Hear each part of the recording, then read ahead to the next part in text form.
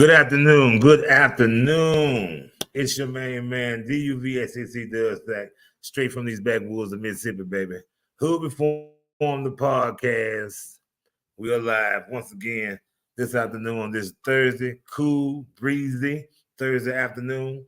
We will be live on Mississippi on the Movement broadcast on a Time for Awakening broadcast worldwide, nationwide. And we're trying to put Mississippi movement on the forefront of America's topic. Tonight, we're going to be discussing true Black leadership and what it looked like. So please stay tuned. If you're just now seeing the video by Facebook or another social platform, you can watch the full interview or full broadcast here on YouTube channel, YB Mad Records LLC. It's your boy once again, DuvSac DuvSac, and we're gonna be going live in just a second, y'all. No doubt. How's everybody doing out there? You know, it's been a trying week for me. I got to admit. This week I've been tested. The universe been really testing me this week. God will put some trials and tribulations before me this week. I know everybody that heard me for the last, 2 years, shout and scream Hood Reform on every platform, or every time I go live, or every time I'm on the stage in front of a mic. I try to say we need Hood Reform. And one of the reasons I shout Hood Reform because we need it. Another reason is because I've dreaded getting two phone calls. And I received both of those phone calls this week. One was I had a son that had been shot, and the second one I had a son going to jail. I know how it feels to be tried. The spirit get weak sometimes, but we got to be strong. You know what I'm saying? Your faith got to be stronger than that. Than the test. You feel me? And just stay true through the process. Let the process take its course, and stay true to yourself. Stay true to your belief and your faith. And I think everything gonna turn out just fine. Son that was shot is recovering. Son is in jail, should be out soon. So that's life, and that's why I'm out here telling us, brothers and sisters, look, we need Hood Reform, brother. We got to do something about our young adults. When we was kids, it was mischief. Now our children are doing some serious crimes, and trying to survive is forcing them to do some serious things against one another. Some people call it black on black crime. I call it a situation of crime. Trying to survive is definitely should be a crime here in America. Having to survive in that manner. And I know some people gonna say, well, you ain't got to. That's something that you choose to do. Well, apparently we came from two different walks of life. Because things that you say is a choice, or we have no choice, and I beg to differ. We don't have a choice. But we're gonna keep praying about it, all right? We're gonna keep praying for it. But prayer without action is dead, so we're gonna have to do more. So this week definitely made me question myself. Have I been doing enough? So I know now I need to do more. We're about to call in and get this Mississippi on the move. On the move, baby. Hello.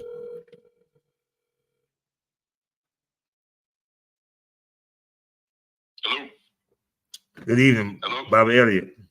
Yes, sir. DuvSac. How you doing, sir? All right. What time will we be calling in for Mississippi on the move? Right now. Okay, I was just making sure. Okay. All right, I'm here. Okay. All right.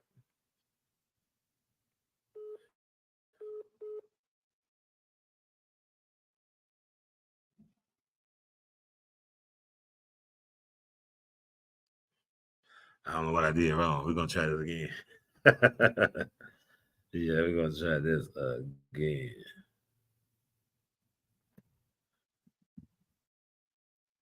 I knew I was supposed to be on something else.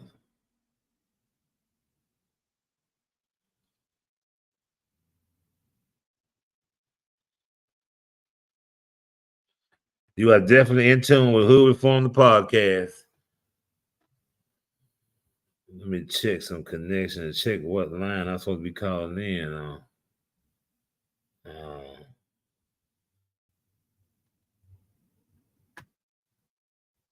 I might be on the wrong line.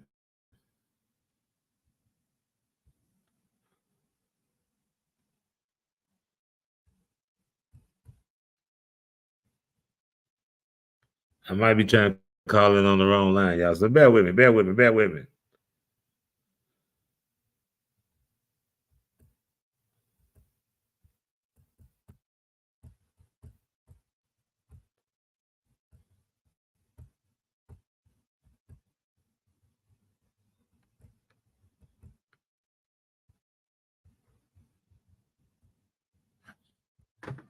Now, once again, Thursday afternoon. It's been an interesting week for me. I've been kind of quiet, been just praying, asking God for guidance and strength to get through these two situations that I was faced with this week. I had never been faced with those two situations back to back like that in life, period, you know. So for anyone that ever got that phone call, for any parent that ever got that phone call that your child been shot, or you ever got that phone call where your child is calling you and he's in the back of a squad car, he or she is in the back of a squad car, I do understand. And it humbles me, but it also encourages me and it motivates me to do more, to try to improve the condition and the environment in the Black community. We got to do more. We got to do more. We got to do more.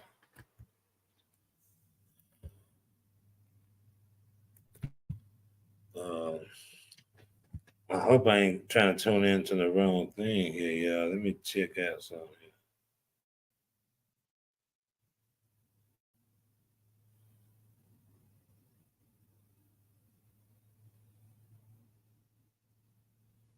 Yeah, all right.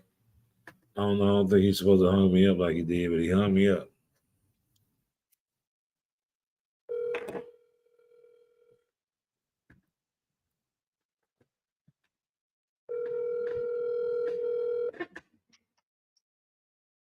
Hello? But this is not my supposed to be calling in on? No. You know, the regular line if you on the program. I must call 215-490-9832. Oh, let me get that wrote down. I got the wrong one to say. 215 490. Okay. 9832. Gotcha. I'm calling now. All right.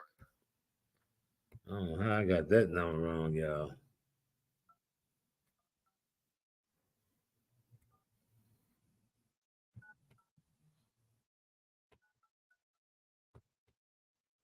Oh, shit. May be recorded or transcribed. Yeah. Hold on.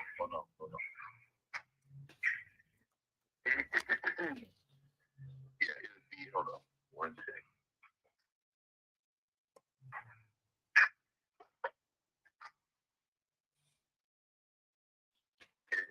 Okay. We're not tuned in to Time for Awakening, Mystic on the Movement. 205-849. You know, yeah. But you three brothers are on, so if you want to kind of talk, come on. Okay, so. Peace and power, brother. All right, Brother Malik. Yes, sir. Yeah, I was trying to get Bobby earlier. I really want to get Baba Kamal on because the whole conversation is going to kind of be centered around him and you know what's going on with the with all the things that's taking place with Mississippi. And we're going to try to craft a narrative, of how we're going to emerge from leadership. allergies. So I'm trying to see if I can contact him and just get a verification because. But we can go ahead on and start. I'm not even going to worry about that. I'm just going to go ahead on and start. Okay, wait a minute. I'm ringing him now. Let's see.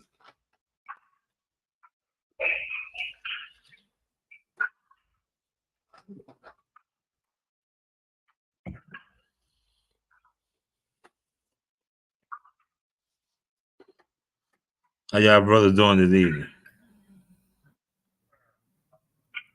Doing, brother DuvSac. 490.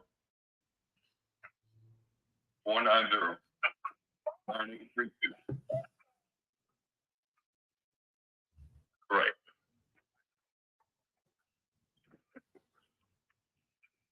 He's calling in right now. So, Brother Patrick. Yes, sir. He's calling in right now. So this okay, great. If you can go to a quiet room because it's coming in on the air. Your background. Okay. You said what now, Bobby? Mama Kamal is calling in now. So I said if you could go to a quiet area because your background is coming in on the air. Okay. Let me create that. Okay. All right. Now just count off 10 seconds and y'all get started because that'll give me time to put you on the air. So just count off 10 seconds in your mind and start talking. Okay. Gotcha. Right.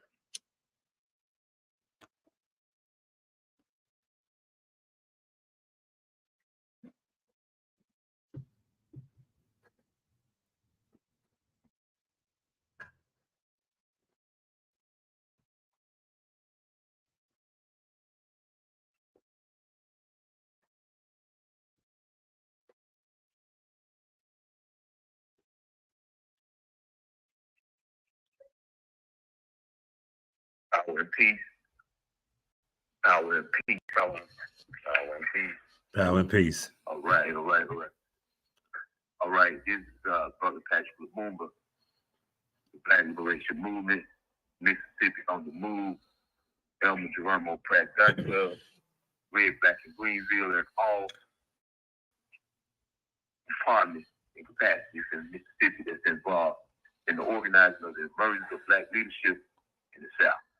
And let us not forget our brother, President Brother Rodney Lowe, Brother DuvSac of the NAACP Marshall County. Peace and How y'all power. brothers doing tonight? Peace and power, brother. I'm doing fine. How about you guys? All right, peace and power. Power and peace, peace and power. Breathe it, brother. Okay. Well, this is Kamal Kareem. Pleasure to be with you all. All right. Well, pleasure. We're going to especially introduce you, Brother Kamal. Because the listening audience had an opportunity to hear from Commander Malik and Brother President Rodney Lowe DuvSac. They haven't had an opportunity to hear from our special guest this week himself. But tonight, but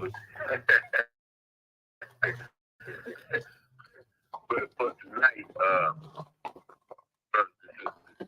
we plan to have a robust conversation around bearing the weight of Mississippi, emerging a true Black leadership in the South. We want to talk from talking points of historic Black injustice we have all suffered here in America, but particularly here in the state of Mississippi. And we want to use Mississippi and the history of Mississippi as a litmus test so that the world can see what it is that we're dealing with. To bring it front and center, I think we have some very capable brothers on the phone tonight and people listening in to the conversation that we're going to craft tonight. So, without further ado, let's engage the conversation, brother. Baba Kamal Kareem, if you would give the audience an opportunity to get to know you a little bit better, could you introduce yourself before we get started with the conversation? All right, well, thank you very much. First of all, I'd like to say that it's a pleasure and an honor to be on this platform. And it's also a pleasure and an honor for those of us who are on the ground in Mississippi to be able to convey actually what it is that's going on and not a talking head talking about Mississippi, who is not even in the midst of all of the turmoil and injustice. But I'm Kamal Kareem, and my background and my training and education has been under men like the Honorable Elijah Muhammad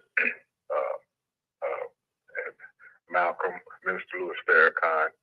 I've walked with Muhammad Ali. I've graduated from Muhammad University of Islam. I've been active and been a participant in activism and freedom fighting for, I know, over 50 years.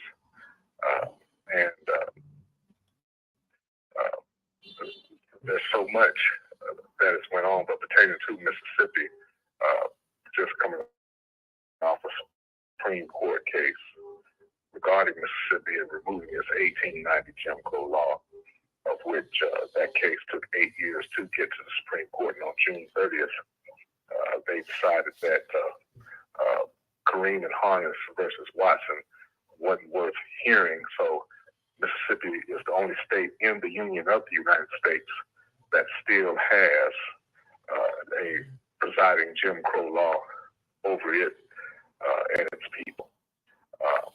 I'm actively involved in engaging politics. I'm actively involved with Black Liberation Movement, and I'm actively involved in promoting Mississippi and changing the direction of Mississippi and breaking the yoke of oppression and injustice that is caused by this law, and redirecting and rechanging the balance of power in Mississippi and handing it to the people and taking it out of the oligarchy of the racist white monarchy that it's under. So there you have it in a nutshell. Yes, sir. So it's about Kamal, and that's why it's so critical that we had you on tonight. Because last week we was talking about the aftermath, the fallout, and where do we go? You know, because we had a monumental election that took place with the most visible election that took place in the state. There was a lot of elections and positions that were vied for in the state, but the most visible one was the fight between Tate Reeves and Brandon Preston. Right. And as we began to look at, you know, the atmosphere of the strata of Black people and how we took to that race, and for Tate Reeves to emerge the winner, the aftermath of that, you know, it kind of reminded me of when Biden won off, you know, in the temperament of Black people, you know, and so, you know, as leaders emerging here in Mississippi in the Black Power movement and taking Black Power into the political arena and seeing how we can consequentially get that done. You know, you look at the social media, you know, you look at the social media, you know, what people saying on social media, and you begin to see Black people scurrying, you know, with no true direction. You know, are we Democrats, are we Republicans, what fits for us? So we had that conversation last week, you know, and I think we did a pretty good job of kind of expressing what the sentiment of our people were. But, you know, we're here now, and we kind of dusting ourselves off from that whole situation. And now we want to begin to think about what truly represents Black politics here in Mississippi. You know, how could we really identify ourselves politically as Black people, you know, here in Mississippi, and not only Mississippi, but, you know, across the nation? How could we identify ourselves, begin to really identify ourselves? And I think Brother DuvSac and Brother Malik and others who called in had a great perspective on that.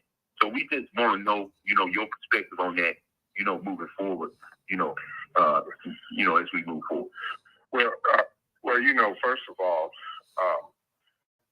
Mississippi, many don't know the history of Mississippi, where there was an 1875 terror, where in the first Reconstruction, all of our statewide politicians, black politicians, all the way from the state, actually all the way from the national level all the way to the local level, were either murdered, killed, beat, and ran out of office. Which ended that first Reconstruction in 1890. Laws was passed by a racist Mississippi legislature that put forth crimes that they knew that black people would probably commit, and that would alleviate them permanently off the voter rolls. And this is what went to the Supreme Court on June 30th of this year. The justices, they refused to hear the case with the exception of the two women, Ketanji Jackson Brown and Sonia Santamaria, which they wrote scathing, dissenting opinions about the others, and they said that this was a 135-year-old wrong that could have been corrected by the United States Supreme Court in the name of democracy. Since that time, the second Reconstruction came about with the 1965 Voting Rights Act under Martin Luther King. But however, the flaw in that 1965 Voting Rights Act is out of all nationalities that pertain to this country, we have to renew our voting rights every 25 years, which is just crazy. And even up to this period of time, the John Lewis bill contained alleviating that and making us equal in our humanity in terms of voting to every American citizen. And so that still remains out in terms of our humanity, whether we as black people in America are viewed as property or whether we're viewed as human beings.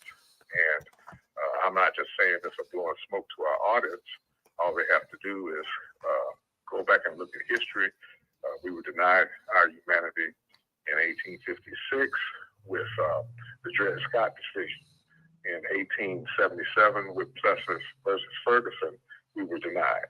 And then we were turned away in 2023, at June 30th, with Kareem Harness versus Watson. So the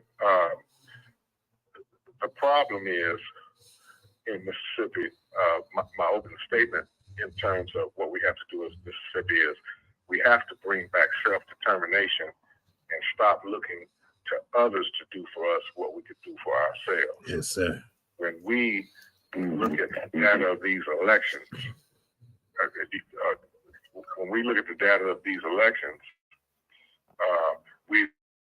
Jim Hood ran for governor with about the same outcome, give or take 5 percentage points, as Presley did.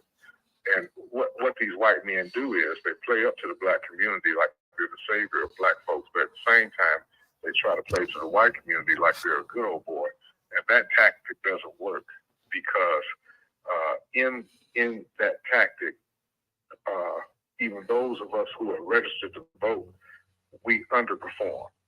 So they lost by 10 percentage points or 5 percentage points. We underperformed in both of those gubernatorial races by 10 and 11% respectively. Now that's not even counting all the ones who are eligible to vote in the prisons or the ones who are 18 to 35 years of age who are not even involved in the process anymore. And that's the other point. The elected leadership that we have, black leadership that we have, not all, but a majority, are now practicing career, corporate, benign neglect in leadership. In other words, they're doing what's beneficial for themselves as an individual and not what's beneficial for the totality of the people that they represent. Right. So this put us in a quagmire. We can't get nothing done. The highest office that we can attain in the state of Mississippi is a state senator, and the next highest office is a representative of a particular district. And so we're going to have to break the yoke of that. We have the people power to break the yoke of that, but we're going to have to instill in our people a liberation theology. We're going to have to motivate the unmotivated, and we're definitely going to have to make a way for our young folks. Excellent. Excellent, Bob Kamal. And, you know, as you were talking, I was writing and I was thinking, you're talking about breaking the yoke, you know, of the capitulation of you know, not just our black so-called leadership, but breaking the yoke of the, you know, the capitulation of our people, period, you know, and participating in the political process and understanding the process. And that's why I want to bring these brothers in, Brother President DuvSac, Rodney Lowe, and Brother Commander Malik Haynes, because they have spoke profoundly to that very phenomenon, you know, and how we unlock the potential of the massiveness of the black vote in Mississippi. And, you know, we have an agenda that we crafted in 2020. It was announced in Detroit, Michigan at the 2020 Savings Day, when we were invited, the Black Liberation Movement, to come after hosting one of Ava Muhammad, the late, great Ava Muhammad. She was touring the nation in separation, you know, tours that she was conducting, and she stopped in Coldwater, Mississippi. The Coldwater, Mississippi became a beacon of light to Sister Ava Muhammad. You know, may she rest in power. And she invited us in the Black Liberation Movement. And I like to say she invited Mississippi to Detroit, Michigan. And I had the opportunity to speak, you know, on behalf of what, you know, my ancestors gave to me, you know, the inspiration to speak about Mississippi is on the move. And since 2020, we have been trying to put the components together, put the machinery of this agenda together. And I think it's coming together pretty good, kind of like the dry bones in the valley when you listen to the brothers and the sisters that's on this call tonight.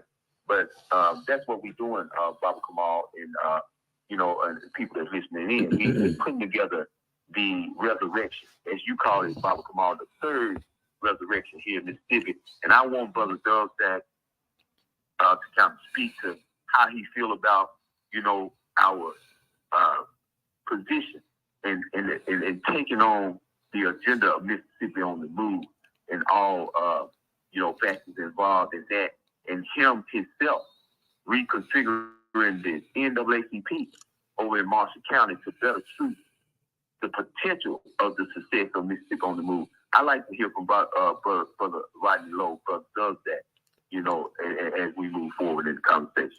Brother Dove. Peace and power, brothers. Can y'all hear me? Peace and power. Yes, sir. Peace and power, brother. Well, I'm gonna start off by saying, as always, it's an honor and a privilege to be here with you soldiers. Brother Pat, here in Marshall County, we've been on the ground pushing for about at least the last 7 or 8 years strong, just trying to figure out, or it's really just trying to help solve the problem that we face here in Mississippi. And I'm sure it's an alarming problem that we're facing throughout the state of all 82 counties. And that's one thing we figure out, that the Democratic Party, just going straight to the election process, the Democratic executive committees, we seem to be loyal to the Democratic Party throughout the state of Mississippi. So all 82 counties have a Democratic executive committee. Now that committee supposed to be primarily over the primary elections. They get the workers together for the that's gonna work the polls. They make sure we are informed that the election is coming up. They supposed to screen the candidates, make sure they qualified or not qualified to run. These are the duties of this executive committee, and it's throughout the whole state of Mississippi, represent Black community. And we have found here in Marshall County that committee is not functioning properly. That committee is not addressing Black issues. Now, in the meetings, they talk a good talk, but when it comes to action, the action is opposite of what they talk. So here we're trying to do what we did within NAACP, which is join, recruit, outnumber, outvote, to put new chair people in these positions, new leaders in these positions. And another group of people that we find here in Holly Springs, Marshall County, part of the process that we trying to eliminate is the voter commissioners. Now we got 5 districts in Marshall County, so we got 5 commissioners. And these 5 people is over the general election, and they run and house and protect the general election. Now those 2 bodies is over the election along with the circuit clerk. Those 3 entities run the election, and if we can somehow in the next 4 years remove those people, remove those individuals, and replace them with firm leadership, Black leadership that's going to be more for our liberation and more for our freedom than a check, then I think we'll be doing great service on moving forward come the next 4 years when it comes to getting local elections, local mayors, and state and county elections and statewide elections. And hopefully we can keep that same momentum going into the U.S. Senate race in 2026. Brother NAACP president. Yes. I might also inform if you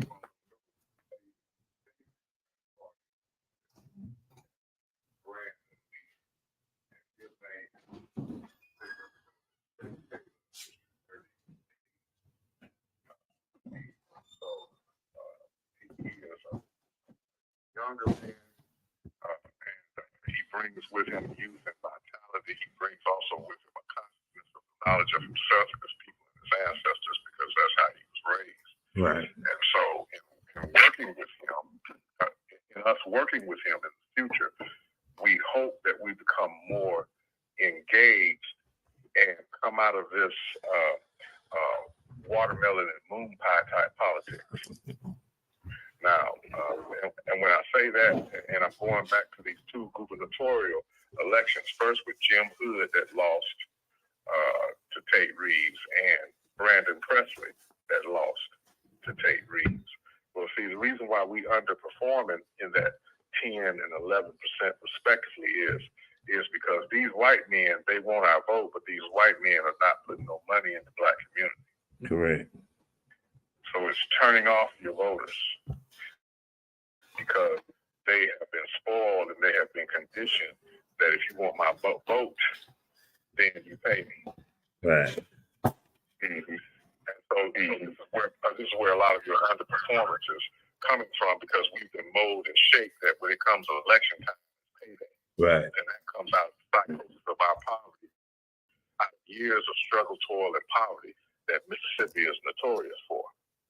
So we're going to have to break that cycle in order to break that yoke. And we're going to have to remotivate those voters who are already on the book, and hopefully that we can engage our young people, 18 to 35 years of age, and in 4 years' time, let's think how many of our young people will turn 18 years of age.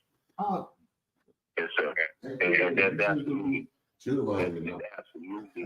the plan, Baba Kamal, because again, it's clear. I hope people are believing it and understanding it and absorbing it the way that it should be absorbed, because what we have tended to do, as a deficient Black community, is wait until election time. It's basically election time, and then these white politicians, these capitulated Black politicians, come to your door, come to your yard, want to sign in your yard and say, vote for me. Well, that day is over with. And that day should be over with, and we need an agenda like Mississippi on the Move, with a plan, right? A strategic plan of not just elections, but selection. And the election process can only take a couple of days, but the selection process is a process. We have determined that the next 4 years we will be engaged in a process of political education, going in and out of the different various spaces where our people are at, teaching political education to those disenfranchised youth that you're talking about, the 18 to 35, that we've been talking about, actually engaging them on a political level and teaching political science to them and making them understand how politics can actually affect the outcome of their lives. So incentivizing and weaponizing their vote in that aspect. Brother Malik, we've been talking a lot about this. What are your thoughts? I want to just say power and peace to the people that's on the call listening this evening and on the airways across the globe. Y'all brothers, y'all said a lot in these last minutes. I've just been absorbing and taking some notes and some things that stood out to me that y'all said. The removal, as Brother DuvSac was talking about, removing some of these capitulated black leaders in these organizations and these city positions and county positions and state positions. And that's a hard job in the state of Mississippi. Hence the topic of this discussion is bearing the weight of Mississippi, the emergence of black leadership. And as the saying goes, heavy is the head that wears the crown. Oh yeah. And I would take it even further to say heavy is the head of black men and black women that wear the crown in the state of Mississippi in their full blackness for black people. Because as Baba Kamal just stated, he was talking about the Jim Crow law. See, we still under a Jim Crow system. He said, what did you say, Baba Kamal? You said that it was watermelon and moon pie politics. And that's what it is. I coined it. Well, I didn't coin it, but this book coins it. Development arrested the blues and plantation power in the Mississippi Delta. He calls it plantation politics. Yeah. And these capitulated leaders are instruments of plantation politics used by the white shadow government in a lot of these black enclaves, as Commander Patrick likes to call them, the black enclaves in Mississippi. When you look at the demographics, I can go from Tunica. I can come out of Memphis, Tennessee on 3rd Street, turns into 61 when you cross the state line. And all down 61 from north to south is black, predominantly black townships and enclaves. You can go from the north to the south, from Tunica to Cleveland to Leland, Hollandale, Rolling Fork, Vicksburg, Port Gibson, Natchez, and then the Louisiana state line. Mm-hmm. So that's a hard job to go through these, what some used to be plantation towns, thriving at the height of slavery and Jim Crow.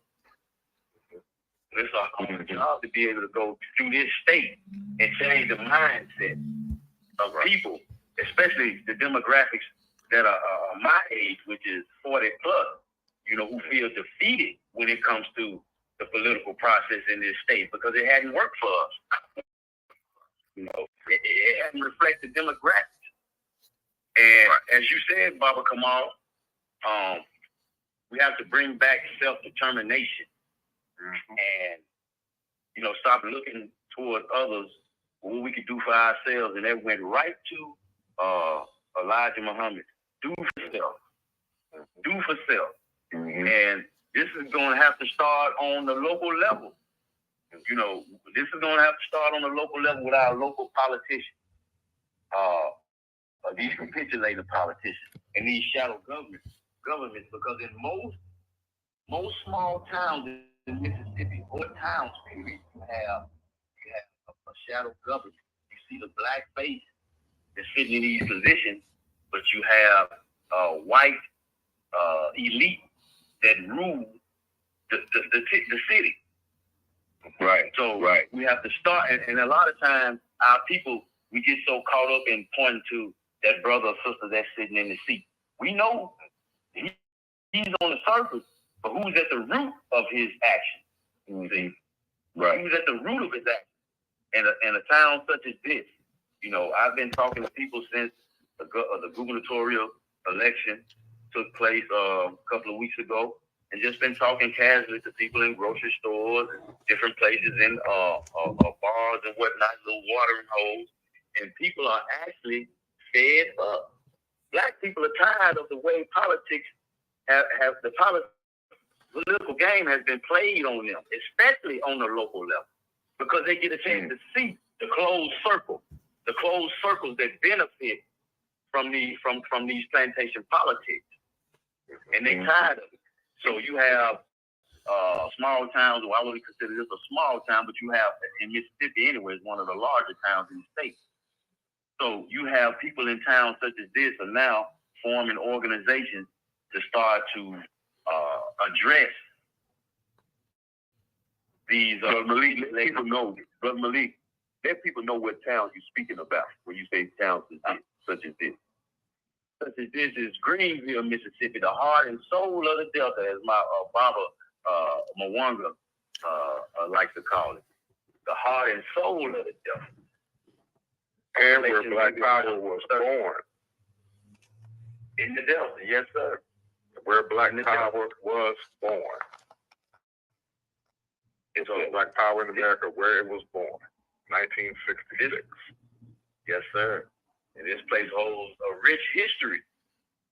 And that's another thing people need to be educated about this state and their history, because a lot of people don't know how long our ancestors and some of our elders, such as you, Baba Kamal, have been fighting for people in Mississippi. Because the revolutionary, he doesn't get the public publicity that a lot of these capitulated leaders get. So we have to show our people by example that there are still freedom fighters and revolutionaries in the state of Mississippi. And like I said, that's a hard job in this state, because so many people they feel defeated, because it's a handful that's benefiting from these plantation politics. And we have to change that narrative ASAP. And we're going to address these politicians in a way they've never been addressed before on the local level, especially in this city of Greenville. We're going to press these politicians like they ain't never been pressed before. So I would advise all of those of them who may be listening on this call tonight, if you're standing in the way of these capitulated Negroes in this leadership, whether it be city officials, capitulated pastors, members of these organizations, these civic and social organizations, man, it's war. We at war. We at war with the Pepperwood, but we know who's standing between us and the Pepperwood. It's a capitulated one, so we at war. And now I yield my time. Yes, sir.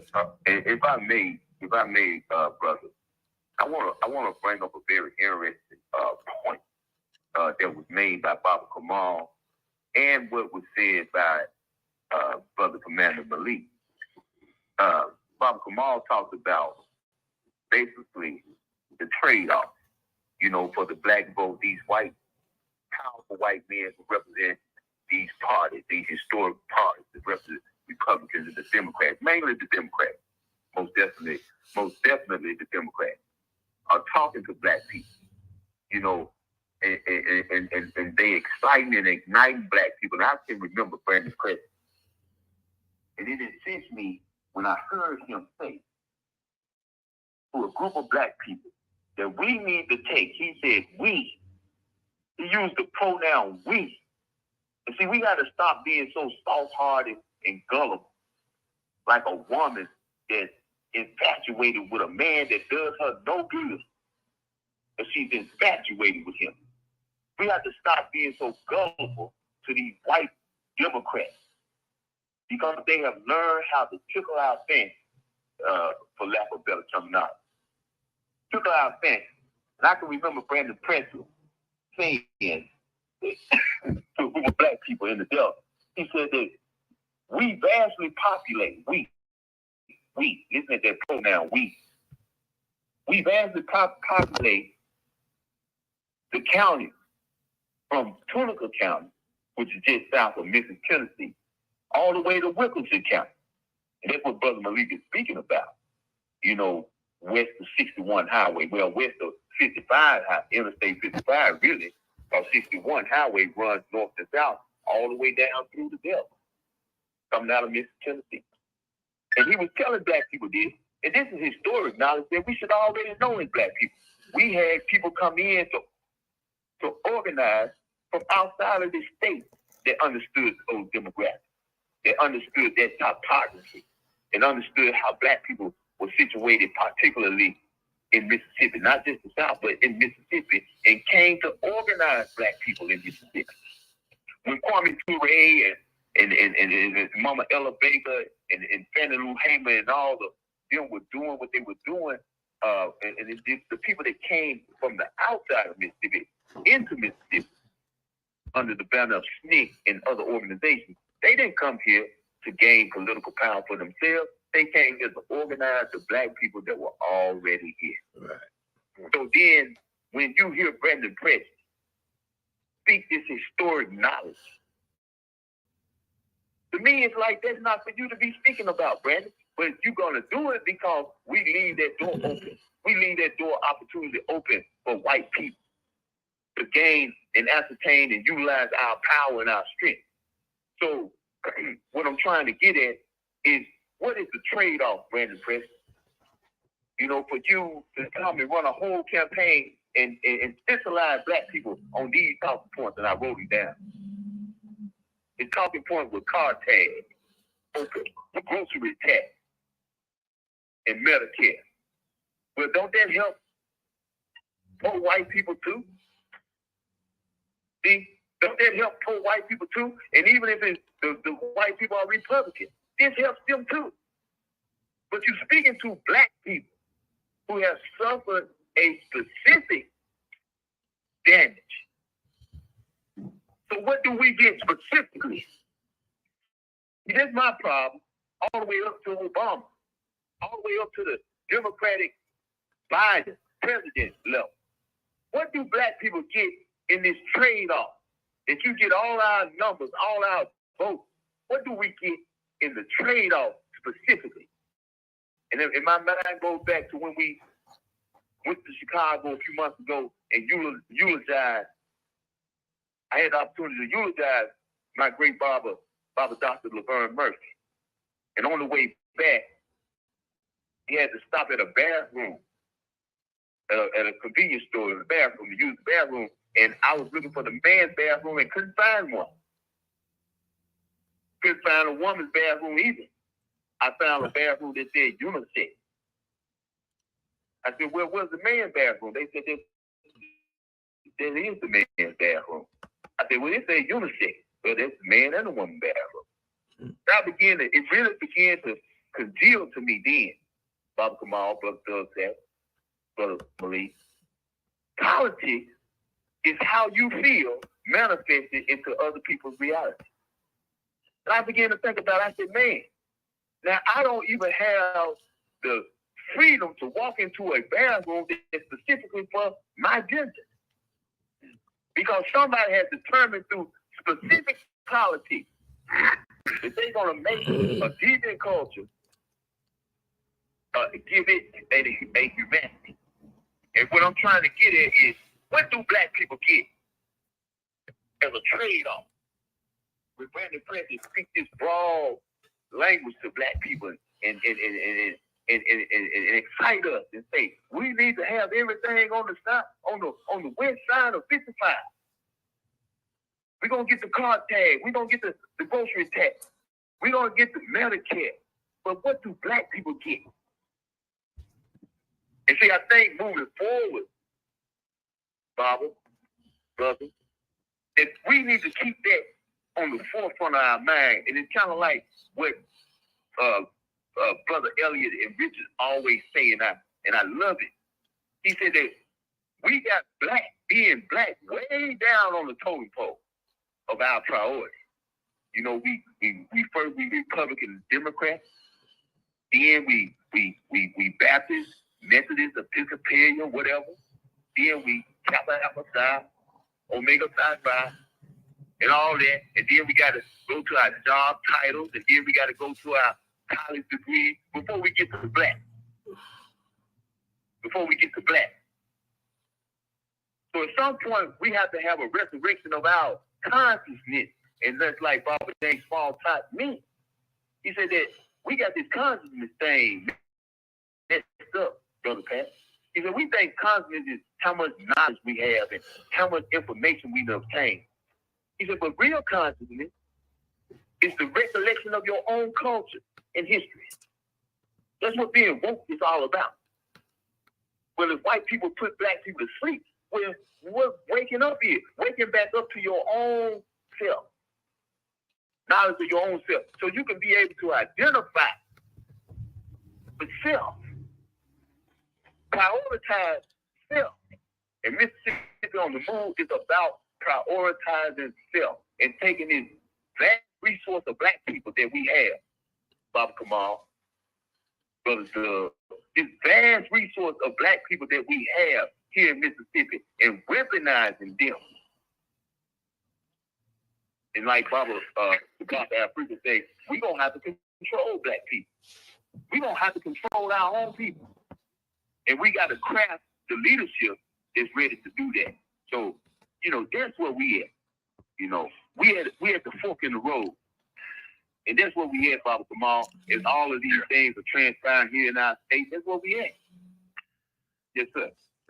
Let me see. We're going to have to become a thinking people instead of a reactionary people. Let me give you an example. Now, the state that's adjacent to Mississippi, Alabama, they drew, based on their population and their representation to Congress, they drew themselves another majority black district, sued the state of Alabama, took it all the way to the U.S. Supreme Court and won. Okay? Now, why? Because they felt that their representation to Congress was insufficient to the black voting population. So, and the Supreme Court sided with them, said that they was correct in doing so. Okay. Now, what am I saying? In the state of Mississippi, for 1.2 million people, we only have one black congressman since Reconstruction. That's crazy. That's ludicrous. And if Alabama can do such, we can do that too. See, there's more ways to skin a cat. And it is my hope and it is my prayer that not only by that, but by the time the next 4 years roll around, that this yoke will be broken. Because there's two things that have to happen in order for these plans to be carried out. Number one, we have to address benign leadership by those leaders who are not doing a damn thing for our people, but just filling their own crawl. But then number two, we're going to have to get rid of this elitism in ourselves where we feel like that we're better than everybody else. And we're going to have to go to the trap house. We're going to have to collect up the dope boys. We're going to have to go to the sisters on the stroll. We're going to have to go to the poor, to the disenfranchised, and we're going to have to teach our people who are in leadership positions to stop looking over these people. We're going to have to teach these folks as they're on their way to church. You want to help and improve somebody's life, pick them up, put them in the car with you instead of talking about them and you going to church and you leaving them on the corner. We're going to have to improve our love and our respect and our unity for one another. And we're going to have to stop this thirsty quest for power and money at the expense of one another that we cannot afford to have, simply by virtue of the fact that all of us are oppressed and it's going to take all of us to be free. See, right now, with all of the injustice that's going on here, with all of the murder that is happening by law enforcement, with the murder, the self-murder. I'll give you another example, just local right here in Columbus. The mayor here in Columbus, who's a white man in Columbus, Mississippi, where I reside, some white people, a group of white people and a group of black people got into a fight downtown. The black people have the information today. The the black people asked the white people, why are you vandalizing the convention center? And they got attacked for it, put one brother in the hospital. Okay. The mayor, he comes out and says, this will not be tolerated. This kind of behavior will not be tolerated. And my question to him is that because it's downtown? Because violence and death and murder has been going on throughout the whole city during your tenure and before. But now you outraged about it because it's up by your office.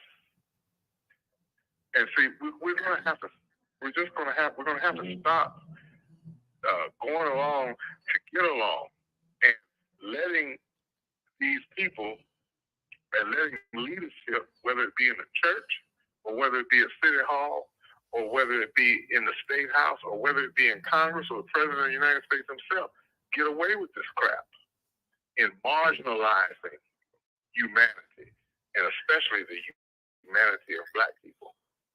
Now, on this past Sunday, a 17-year-old got shot about 3 blocks away from my house, but nothing at all was said about that. So so it's so hypocritical, and the only way that we're going to break this cycle, is we're going to have to get up and do something. We're going to have to get up and we're going to have to execute the plan. And not only talk about it, but be about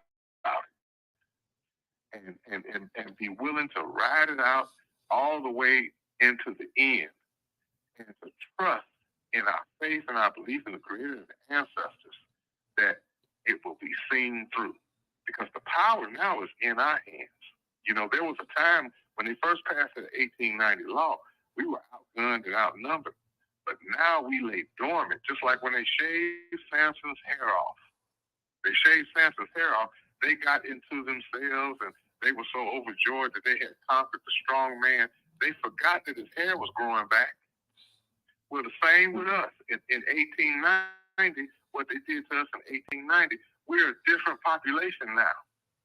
There are more of us than they think there are. And we have to use this to our advantage so that within these next 4 years, we can have black leadership. We can have a black governor.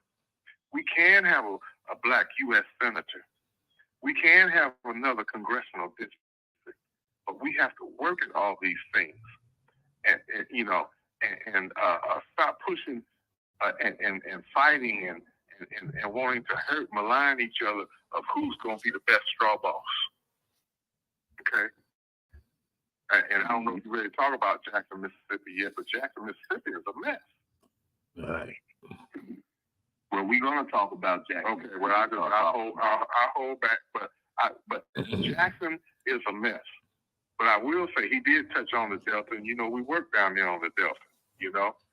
With the Emmett Till, it was very disheartening. You and I, we cried on the telephone when we heard what the verdict was from them 18 blacks out of them 22 jurors that wouldn't bring Carolyn Mosley Bryant to justice for something that she should have been brought to in 1955 on behalf of the Emmett Till murder. But it was black people. It was black people that made that decision. So sometimes we're our own worst enemy. That's what's happening to us now in Mississippi. We are our own worst enemy. Because I didn't get no money, I'm registered to vote, but you all didn't send no money my way. Oh man, well forget it. I ain't going to the poll. That's where that 10% and 11% underperforming. That's them. That's them. Because when Kurt Fordyce was running for governor and Haley Barber was running for governor, they greased the palms of preachers. They gave some preachers up to $15,000 a piece to get out there and vote. And if you check those numbers, I guarantee you the black vote, it wasn't underperforming then.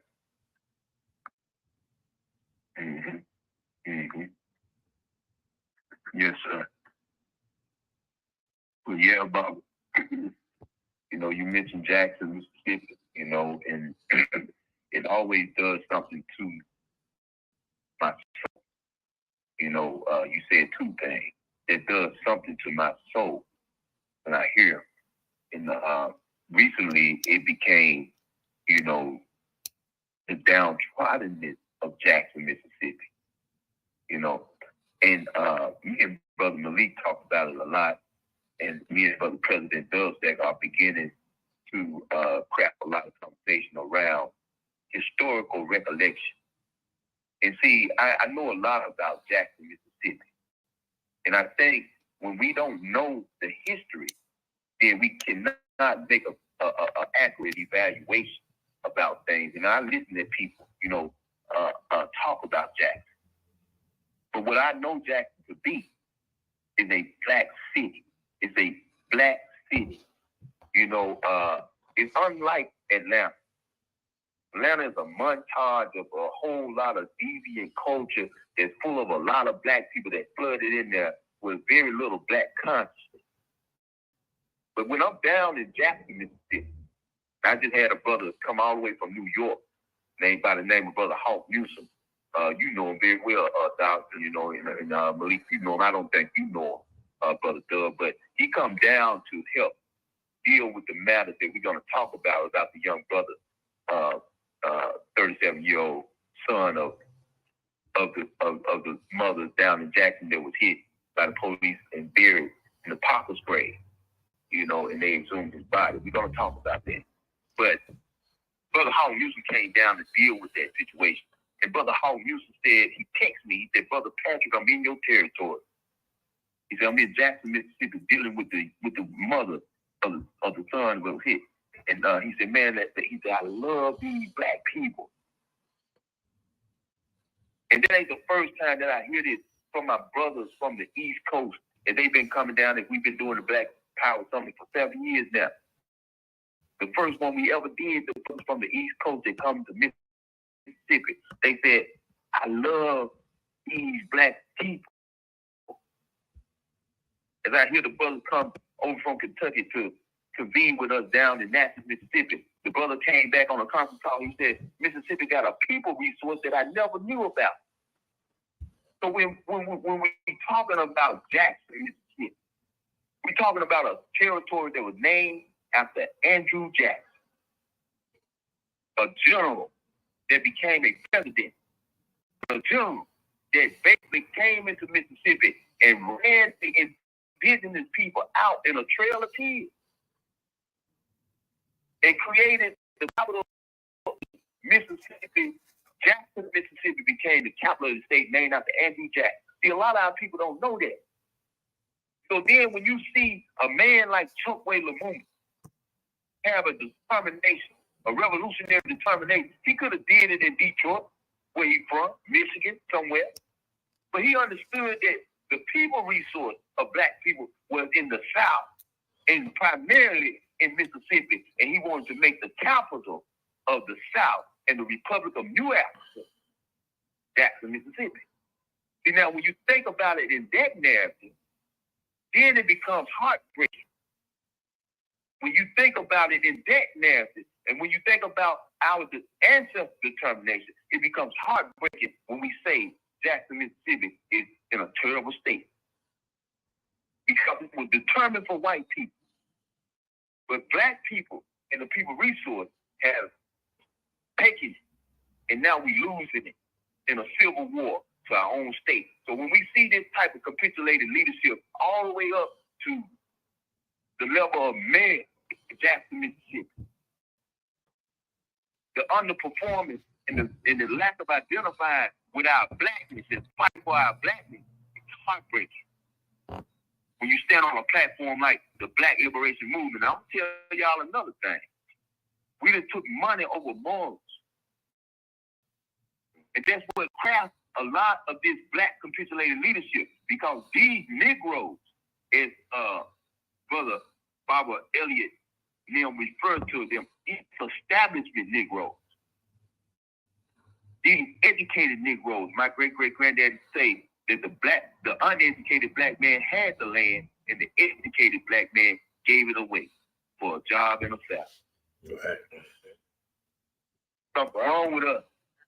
And I'm so glad that a spirit has inhabited me, an uneducated brother, I'm gonna say that in terms of what we look at education. But I'm not dumb or diffident, ignorant at all.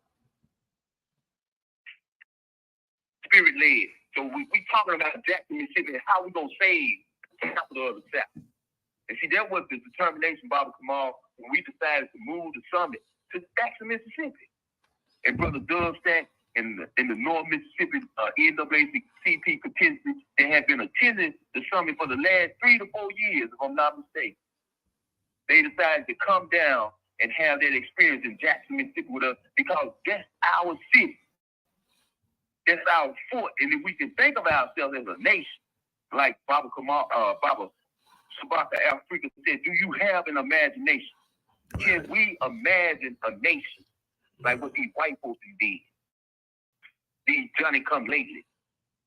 They have a will to imagine a nation, and they have subdued us into the thinking of second-class citizenship, and we have now begun to question our own humanity. And then when we say we are our worst enemy, yes, sir, I see where we coming from. But if I hate a certain type of food, let me say this. If I hate a certain type of food that's doing my body bad, do I not hate the manufacturer of that food? Right. If I hate that food, how could I not hate the manufacturer of it? Exactly. So if my enemies look like me, but they crafted by that name, they hate one and I hate the other. One of them can't be my worst enemy and the other one not. So, we at this point now where we have to make strong determination. And I'm grateful for a Baba like you, Baba Kamal, to help guide us as we go into this agenda. And it's a man-sized agenda. What we talking about doing is a man-sized agenda. And it takes a lot of moral character to do what it is that we doing. A lot of our families is not supporting us in what it is that we doing. That's hard. That's hard. A lot of our mates, whether it be our wives, our girlfriends, or whatever, they not supporting us when we talking about doing what it is that we doing. They not supporting us. So we doing it against all odds. And that's why I like to commend the brothers and all the sisters that stand firm in what it is that we doing, because everything suggests that we don't do it. Everything suggests that we do not do what it is that we doing, So, we are at the third resurrection, Baba Kamal. I love how you say that. Yeah, third reconstruction. Reconstruction. Yeah, the third reconstruction. Yes, sir. So that's what we had, Brother DuvSac. That's what we had, Brother Malik. We are at the heel of the third reconstruction in Mississippi, man. This is history in the making. And we are beginning to embark upon that. And like I always say, black liberation has never failed. It just has never been fulfilled. Right. I hope the brothers, they tape this broadcast and save it and archive it, because you have something valuable later on. But is there any way that they can ask us questions? Oh, yes, sir. Well, Brother Elliott is on, and I think he's engineering the program. I think we're going to take a break at some point, and we come back, and I think we may have some people on for questions. Are you there, Brother Elliott? Yes, sir.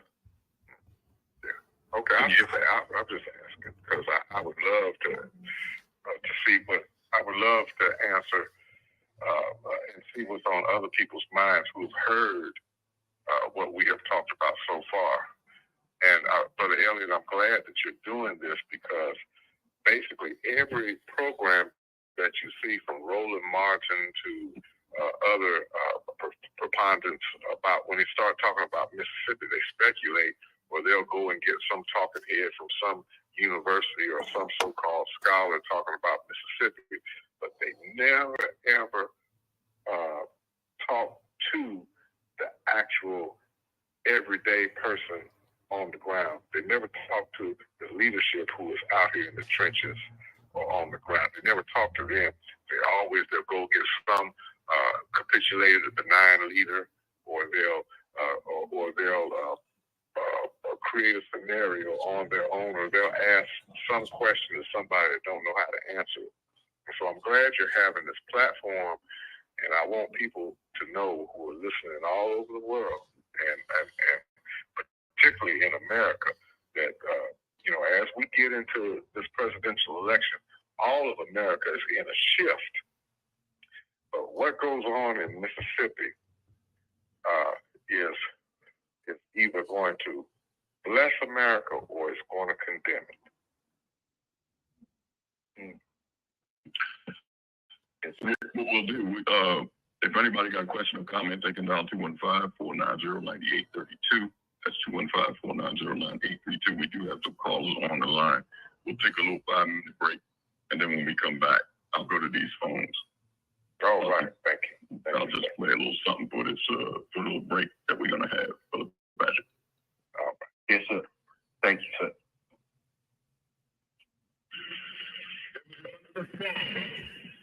Well, there you go. We're on break. Pausing for the pause. I want to thank y'all for tuning in. Thank y'all for watching. This is history in the making, y'all. I'm telling you, this is history in the making.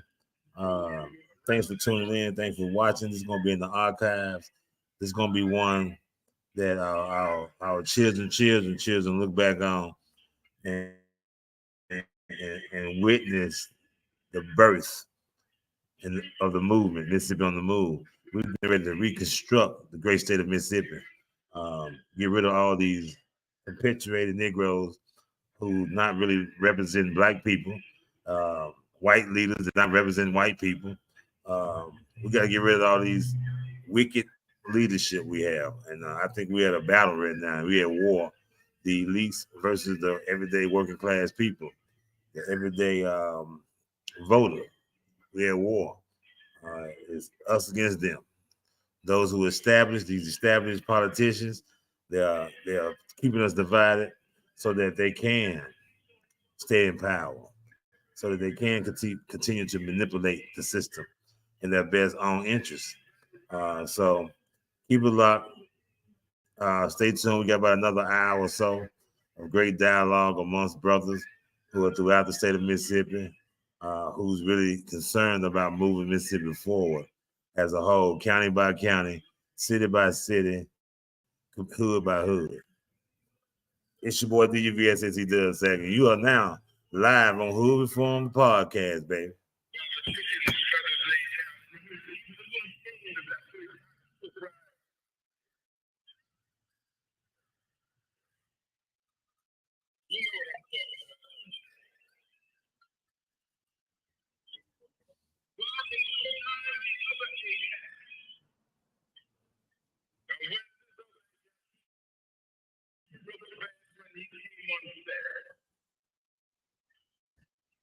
I don't know. Maybe I just got the spirit of Skip Robinson in me.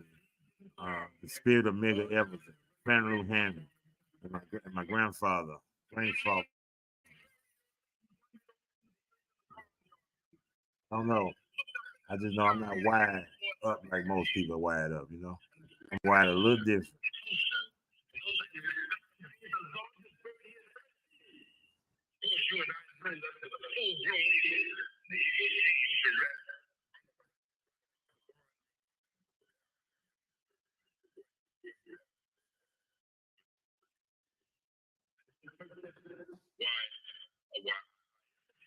He said, no, you're not. He said, what's the name?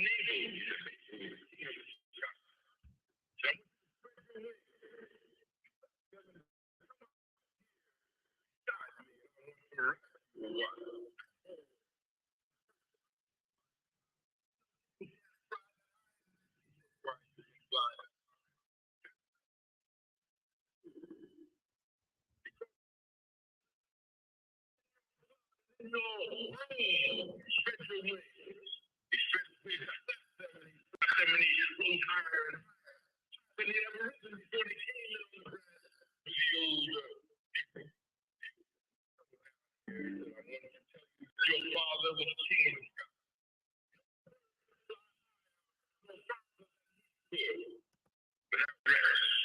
And your mother was the queen of the sky. She was lifted up to and admired by all the birds of the sky. That's who you are. He said, well, you know, I'm a little ashamed of the color of my feathers. He said, don't you know what that color is?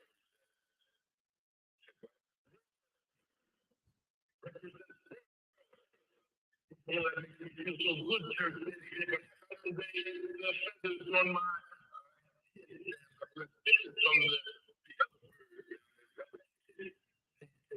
and you know that's your crown. It just sounds so good. So he said, he called me on the time.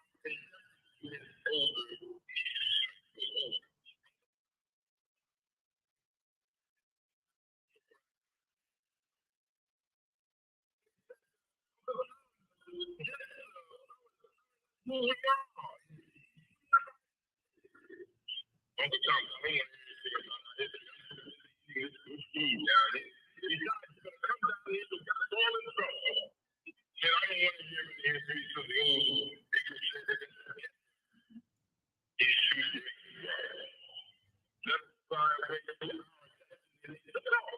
From antiquity to the present, our people need to develop a new paradigm. It's time for an awakening with your host, Brother Elliot.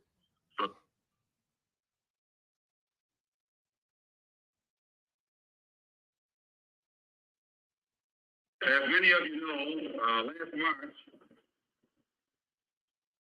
when it was announced that I was no longer in the Black Muslim movement, it was pointed out that it was my intention to work among the 22 million non-Muslim pro-Americans and to try and form some type of organization or create a situation where the young people, our young people, the students and others, could study the problems of our people for a period of time and then come up with a new analysis and give us some new ideas and some new suggestions as to how to approach a problem that too many other people have been playing around with for too long. And that we would have some kind of meeting and determine at a later date whether to form a Black nationalist party or a Black nationalist army. There have been many of our people across the country from all walks of life who have taken it upon themselves to try and pool their ideas and to come up with some kind of solution to the problem that confronts all of our people. And tonight we are here to try and get an understanding of what it is they come up with.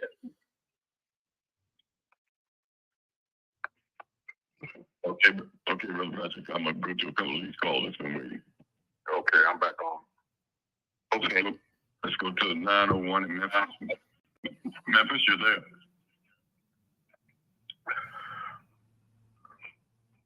Memphis. Let's put them back on hold. Maybe it's not ready. Let's go to Greenville. Greenville, you're there. Hello? Yes. Hi. Hey now. Hey, how y'all doing? Peace, sister. Fine, sister. How you doing? Good, good. My name is Jasmine Pollard, or Nia Netta Zinka. But I'm so happy to be a part of this call and to hear the voices that are here. I am a native of Greenville, Mississippi. Been there all my life. I graduated from the Jackson State University.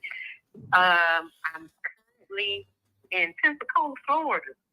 Don't ask me how I got here. I don't know. Wow. But I've been here for about 5 years, and I'm an educator. I've taught middle school and high school, and I'm a counselor. I'm not a part of any Divine Nine or anything like that, but I've always been a revolution in my heart. And I Brother Malik and a lot of other people that's in the movement. And his last live kind of brought me here about the election. And I haven't, been in politics in Mississippi in a while, but it was very disheartening to hear those stats, and even just to hear a sister was on the ballot, because I did not even know that. But also, my occupation too, I'm also, since 2010, I've been a part of the Children's Defense Fund Freedom School.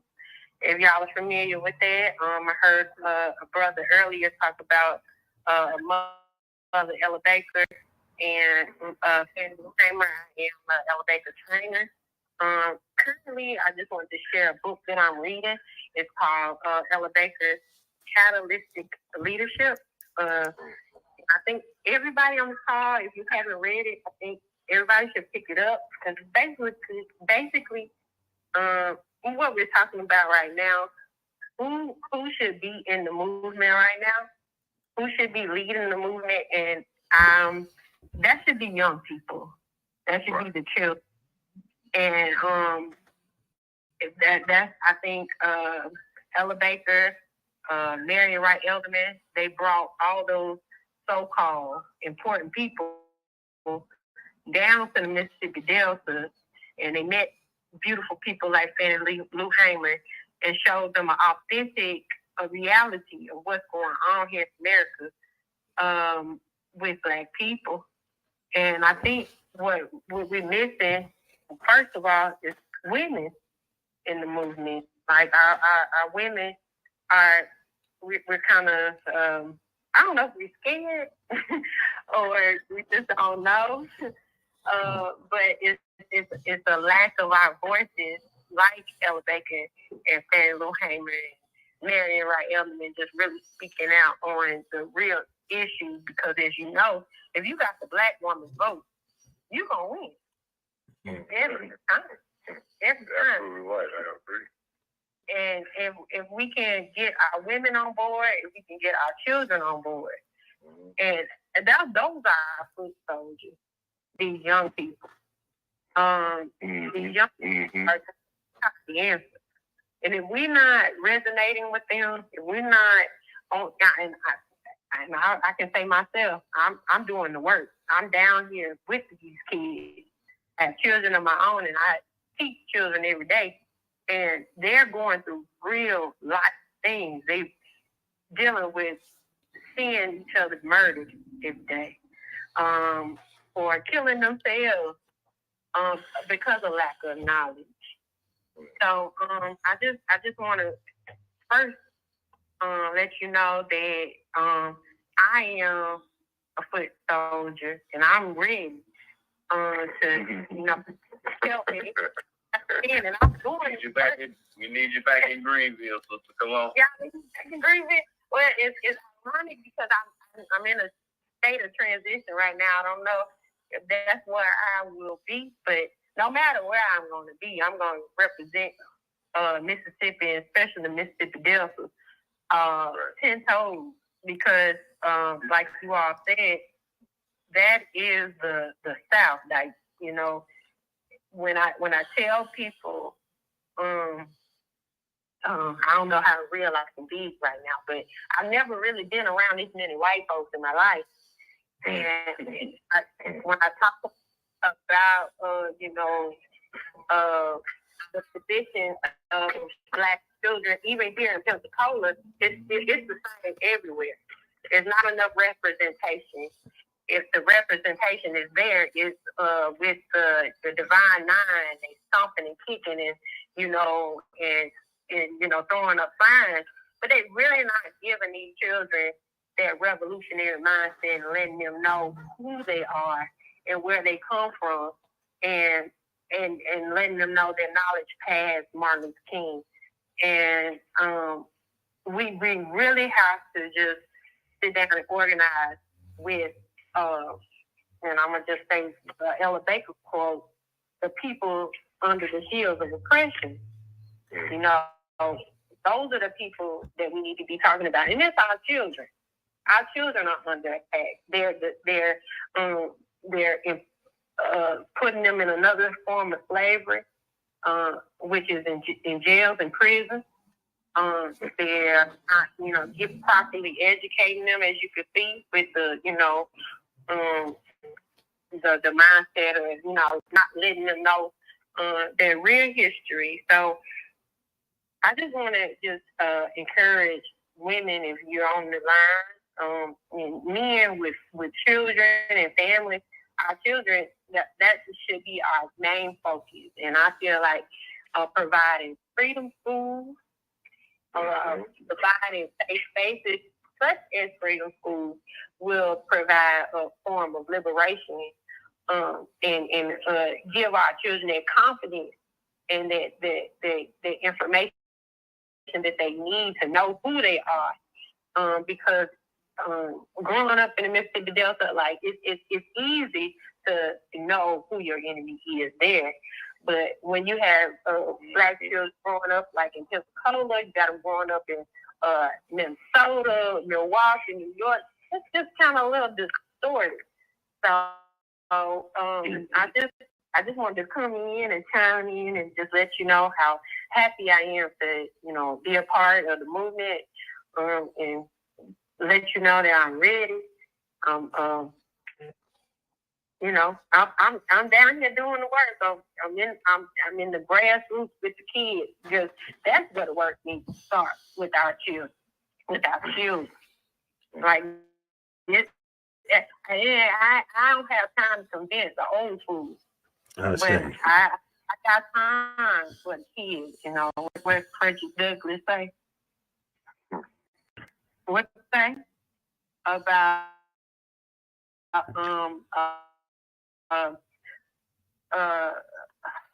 he said it's best to build strong boards than repair broken men. Period. I got to give our children up, and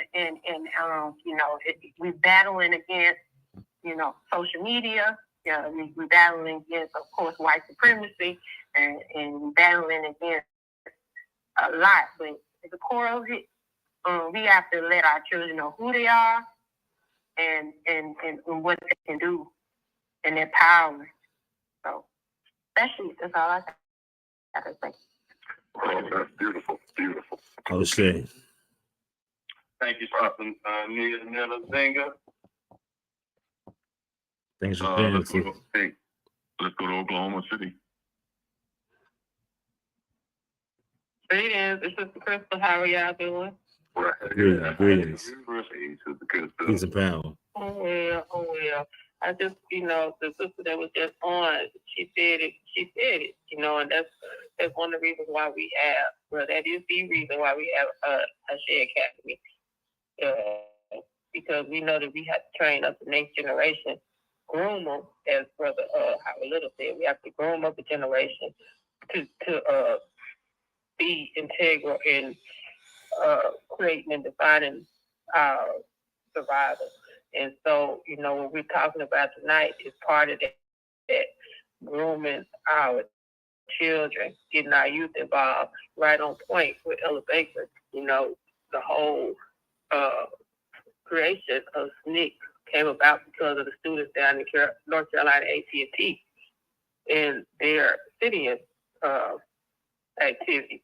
She saw that, her famous hamburger speech, where she saw that the youth are the life of the movement. And, we always talk about our ancestors, where they left the Black print for us. And that's the Black print, getting our youth involved. And, when we talk, we sometimes tend to forget about the youth. But that's one of my areas that I work in, is with the youth. And we have to allow their voice to be heard, because they have a creative energy, and we are the ones that need to tap into it instead of letting our enemies use it to further oppress us. So I appreciate the conversation, and I appreciate you all having the courage and the fortitude to do what it is that you do. And again, like the sister that was on, just doing, I'm here to do my part. Appreciate y'all. Thank you. Appreciate it. Thank you, sister. We appreciate you. Ashe. Yes, indeed. Let's go to Philadelphia. Philadelphia, are you there?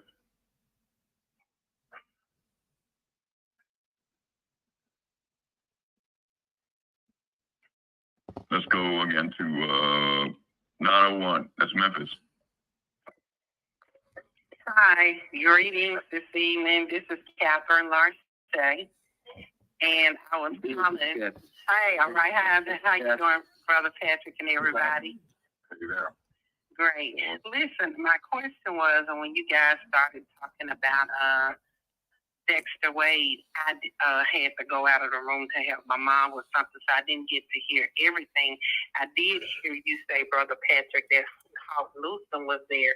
The only covers that I saw, I didn't get to see any, if there was any protest or anything. The only one I saw was what I posted in Mississippi on the Move, where they had exhumed the body, and they told the family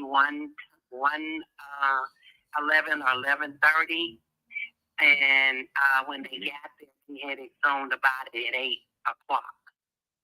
And so it made me think the same thing where what you teach us, Brother Patrick, political maturity, it crosses the board.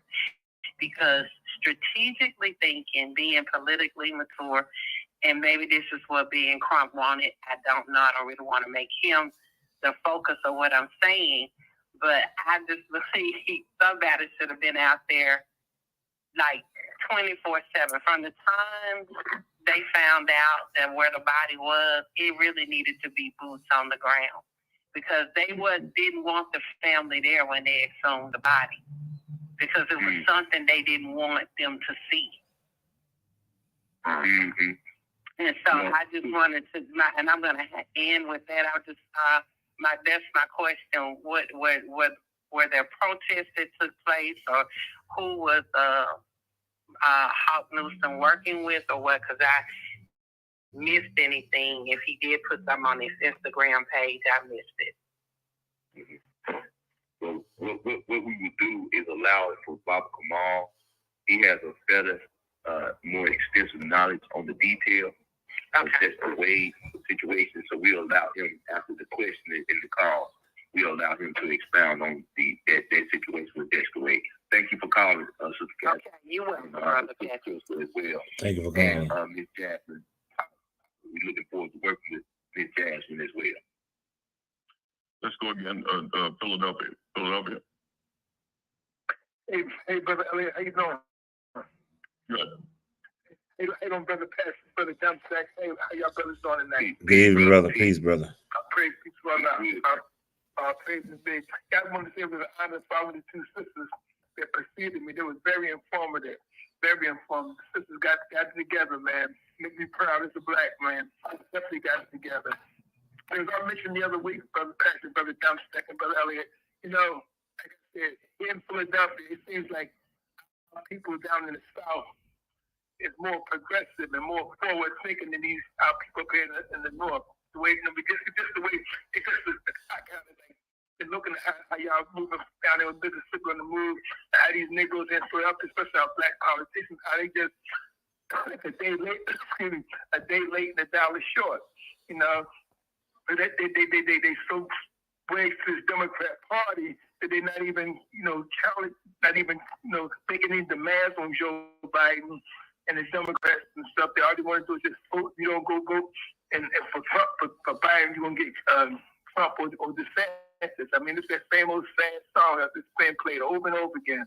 Like they're making no kind of demands. Now, I will say this, gentlemen, is that I was reading a Muslim journal today with Benny Thompson. See again, people's priorities. And again, what he's trying to do with Biden now is a noble thing, but he should have had that same attention when you and Brother Patrick, y'all was trying to get justice for Brother Emmett Till's family. I'm reading in the Muslim journal where he was him and some several other Democrat politicians are trying to petition Joe Biden to get the Presidential Medal of Freedom to Medgar Evers. And again, while I have no problem with that, because Medgar Evers was a great brother, he died for our people. But like you say, Brother Pat, he should have brought that same energy with try to bring that skank to justice, Carolyn Bryant. You know what I mean?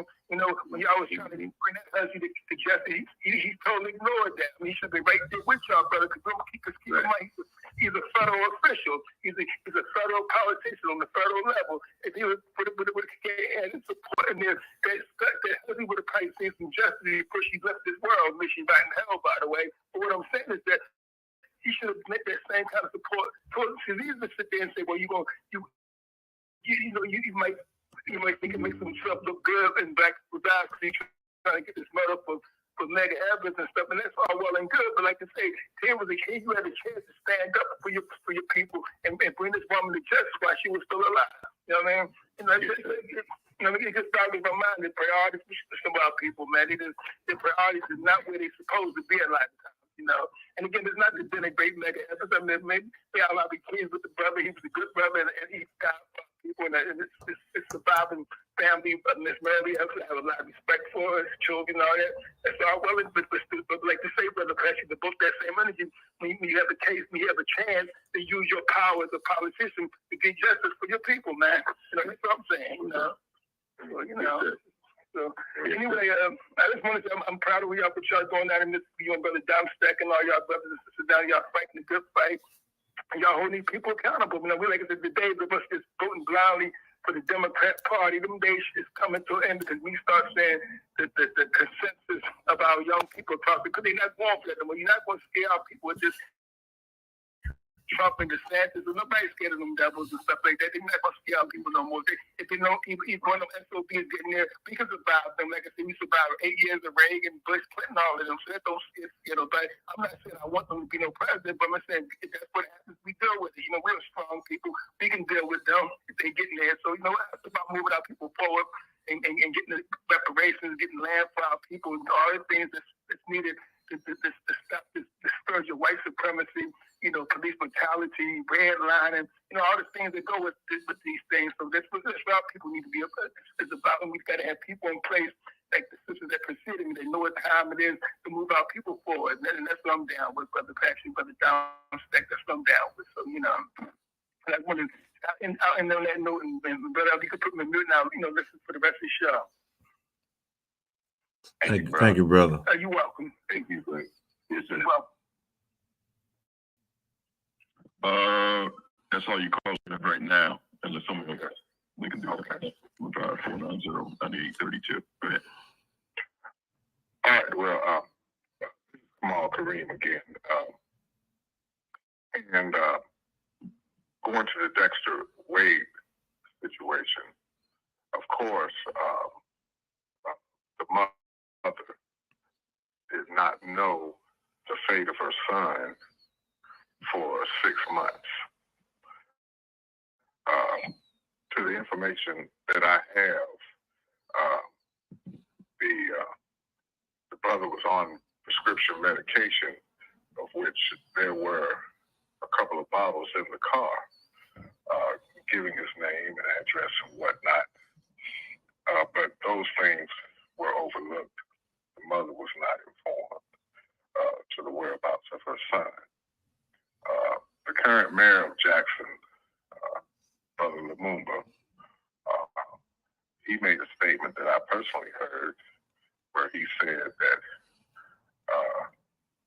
he stands behind his police force, that they were within the confines of the law and what they were doing. And also to let those that don't know, he was hit by an off-duty police officer. Of course, what has been happening with instances of injustice in Mississippi, anytime something happens of this nature, or if there's a shooting where there's a clear-cut evidence of wrong by the oppressing party, these outside attorneys, they come in and they hold the handkerchiefs and they wipe the eyes of the grieving family and the victims, and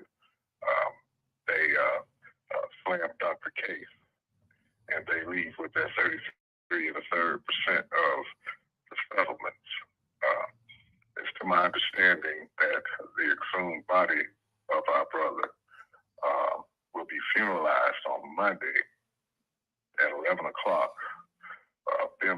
Ben Crump in tow, along with Reverend Sharpton, doing the eulogy. This is a pattern that has happened all throughout the country.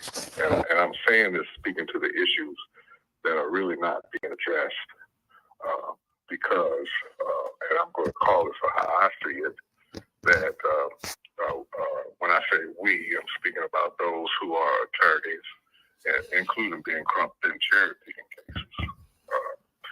We've had numerous cases. I've been involved in conversations with Ben Crump on several occasions about other murders and other instances that we have asked him to defend. The issue has always arisen to qualified immunity.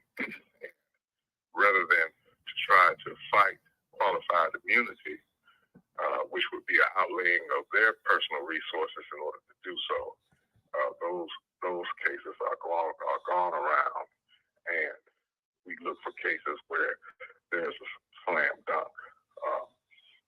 Jaheim McMillan down in Biloxi, of which I myself and Black Liberation Movement, Pat was there. We had a mass rally and demonstration on behalf of the family and the brother, which Ben Crump was supposed to attend that rally. He did not show. So,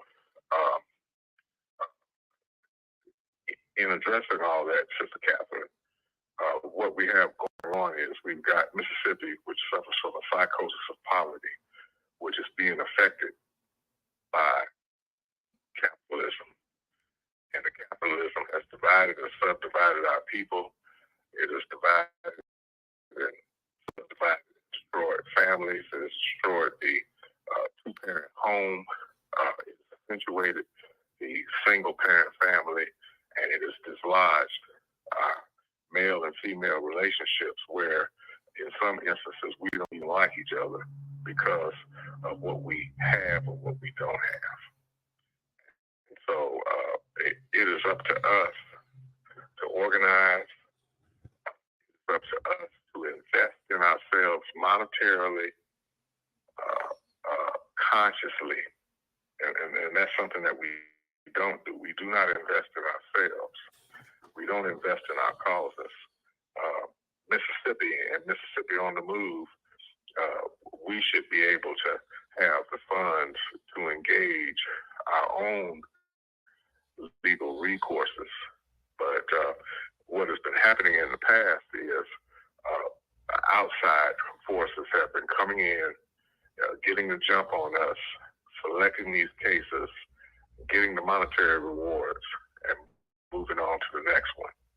And still the injustices exist in terms of what we're going to do about excessive law enforcement, what we're going to do about police reform, what we're going to do about having justice in terms of community relations and law enforcement, and how the people and the poor people are going to get out from under what's called qualified immunity. The other component to that, and then I'm going to just yield my time, is the police unions. The police unions invest $400 million annually into Congress to keep qualified immunity intact.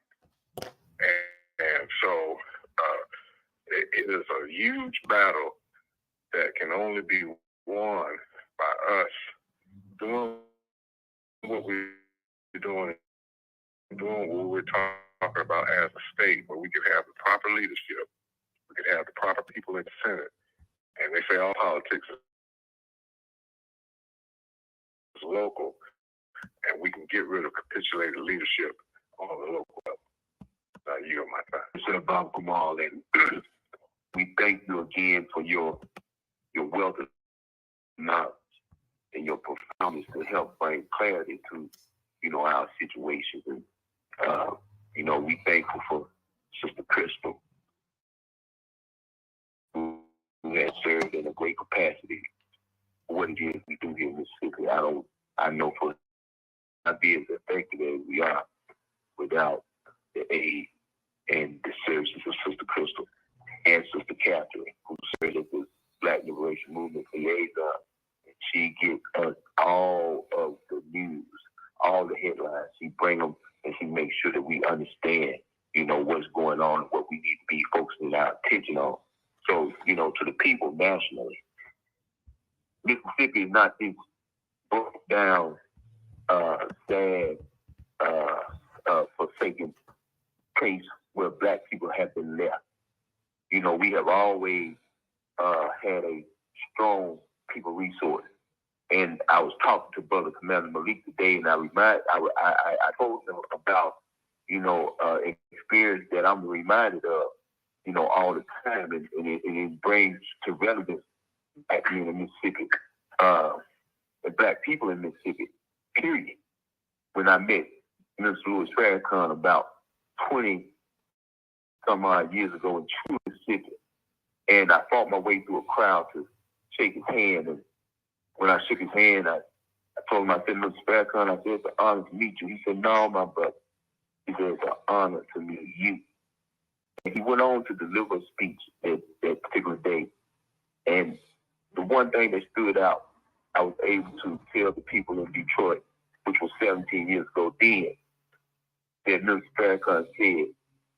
He said that Elijah Muhammad taught him that out of oppression, change comes. He said that he taught him that out of the most oppression comes the most change. And he said that the Black man and woman in Mississippi has suffered more than any Black man and woman in America. He said, I'm looking for something very special to emerge out of Mississippi. And when we look at the title of the topic, the talking point tonight, bearing the weight of Mississippi, crafting a leadership and emergence of leadership in the South, then what are we doing tonight? What are we doing Mississippi? What are we doing on this phone right now, on this call right now, talking about something called Mississippi on the Move? But what we're doing, we resurrecting the spirit of liberation, and we have to inculcate that spirit into our political process, our educational process, our economic process, our legal processes, and all that compose the areas of battle of life that we teach. And I'm grateful that we are able to bring these components together, because the machinery of white supremacy is well-oiled. It's well-oiled. And here we are constantly as a people sputtering at the starting line. We still sputtering at the starting line. I'm thankful that we got clarity, and we know, and we determine that self-determination that you're speaking about, Baba Kamal and Brother Malik and Brother Dub. We have to have self-determination, and I'm grateful that we are there, and we have that, and we have leadership like a Baba Kamal and a Baba Shabaka Africa and our brother Elliot Booker, who always, and I'm so glad that we are part of Time for an Awakening. And I'm so glad that we have the media outlet to allow us to talk to our brothers and sisters across the nation about what's going on in the heart of the South. Because Black people are not forsaken here. I'm reminded of some of the great leaders, and I wrote them down, that we may not be privy to understand. I'm talking about people like Amity Moore, people like E.W. Steptoe and some of the people that I learned about throughout history, and people like Hartman Turnbull, who was the man who told Martin Luther King, he said, hey, son, that nonviolent stuff don't get you killed. There's a different type of Black man in Mississippi that understand the full breadth and scope of the white man. And that's why I come, Baba Kamal, you the one told me about William Faulkner, the great white writer that wrote that if you want to understand how the world works, first you understand how Mississippi works. Because Mississippi is a litmus It's a litmus for white supremacy. And it's also going to be a litmus because we're going to make it there for black liberation. We got to make a model example for our sisters and brothers across the world to see. That black man ain't dead in this city. We very much alive. So, do we have any other callers, Brother Elliot? Because I see our time is beginning to wind down. No. Well, I want to go to Brother Dub, our Brother Malik, for some parting shots if we have any from them. I know Brother Dub's been quiet and Brother Malik has been quiet, so we'll give them an opportunity to chime in. Brother. Yeah, hear me, family? Go ahead. Go ahead, Brother Dub. Go ahead, Brother Dub. Just to jump in here real quick, brethren. I've been listening very deeply, and throughout this broadcast, I've been thinking one thing: we're talking hood reform across the board on every level in the black community, spiritually, politically, physically, economically. When it comes to land, this land we own here in Mississippi, we got to develop it as landowners. So I was just thinking and listening, but to go back to our topic, the weight of Mississippi, as a freedom fighter here in Mississippi, Marshall County, following in the footsteps of a great one, Skip Robinson, that burden here get heavy a lot.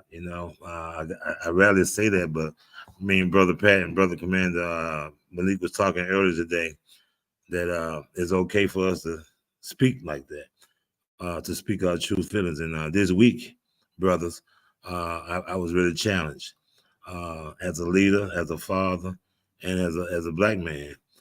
I've been pushing hood reform for the last 2 years here in this community because it's a couple of phone calls as a father that I never wanted to get. And I'm a father of two young men, and I'm the stepfather of 2 young men. And I've been dreading to get them phone calls that one of them been shot or one of them been in jail. And Monday, within 24 hours, between Monday and Tuesday, I got both phone calls. One son had been shot, and one son called me from the back seat of a squad car. So that weight get real heavy, especially when you're speaking against these things, guys. I speak against these things with all my might, all the passion that's in me. I speak against the violence in the hood. I speak against this corrupt system. I speak against domestic violence, and this the universe put all that in my lap this week, and I had to, and I'm thankful today, right now, that I got brothers now that's in my life like Brother Patrick, Brother Malik, Commander Patrick, Commander Malik, and my Vice President here, Torn Lester. I can call these brothers up, and Brother Pat tell you, I call them up 6, 7 in the morning because my heart be heavy, my mind be heavy, and I need to share that energy. I need to feel that energy from other brothers in the struggle who understand what's going on. And like I said, I fight against this system with everything I got in me.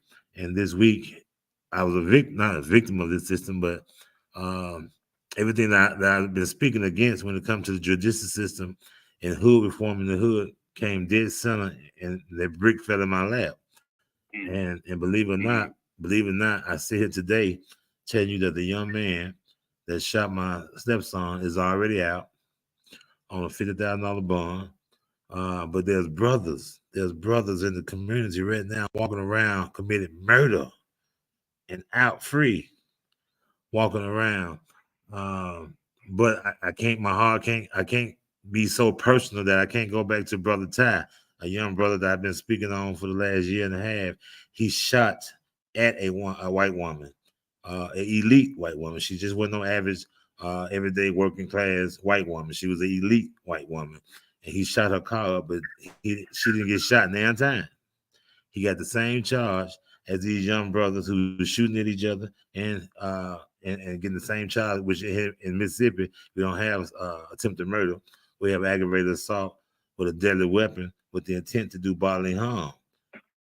Now, this young man shot at a white woman. He had a $3 million bond on his head. $3 million bond. He never saw the light of day, And right now he's in punishment, facing 15 years for shooting at a white woman.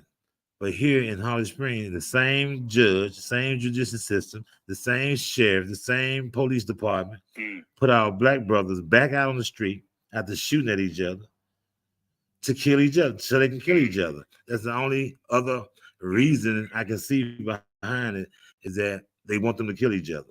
And it just so happened the elected judge in this city is in this county is a black woman, and she was just elected last week, re-elected, but she's putting price tags on our children's heads and putting them back out on the streets for them to kill each other. But this young man who shot at a white woman had a $3 million bond on his head. He never got out to do any more harm or do any more damage or to reform himself. He stayed locked up. And this week it just came full center. And one reason, Brother Patrick, that I haven't spoke on it. See, this is catch-22 that we've been talking about all night. And I'm just honest enough to say it, you know. My stepson mother is not only elected alderman of the city, but she's a sheriff deputy.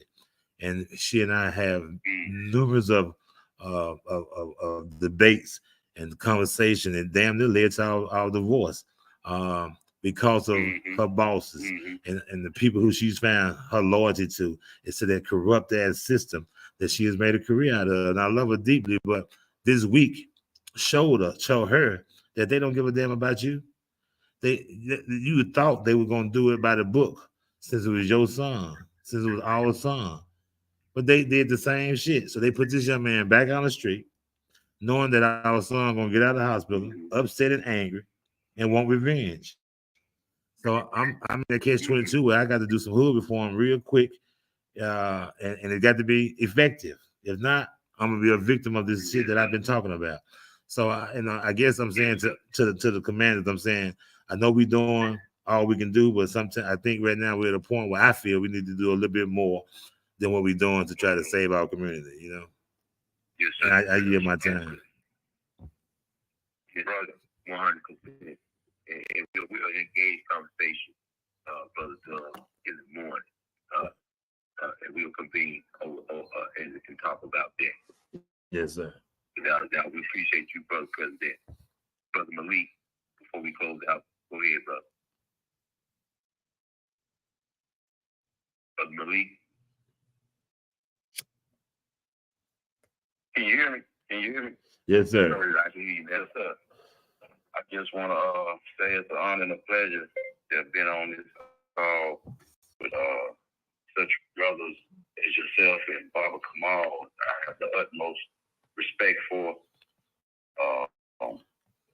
I want to again say the topic of discussion tonight: bearing the weight of Mississippi, the emergence of the black leadership, and that weight in the state of Mississippi be like a ton on a brother or sister. Yes. And as Brother Commander said, we at a fork in the road. Brother Commander Patrick said we at a fork in the road. Black people are tired in the nation and in the state of Mississippi in particular.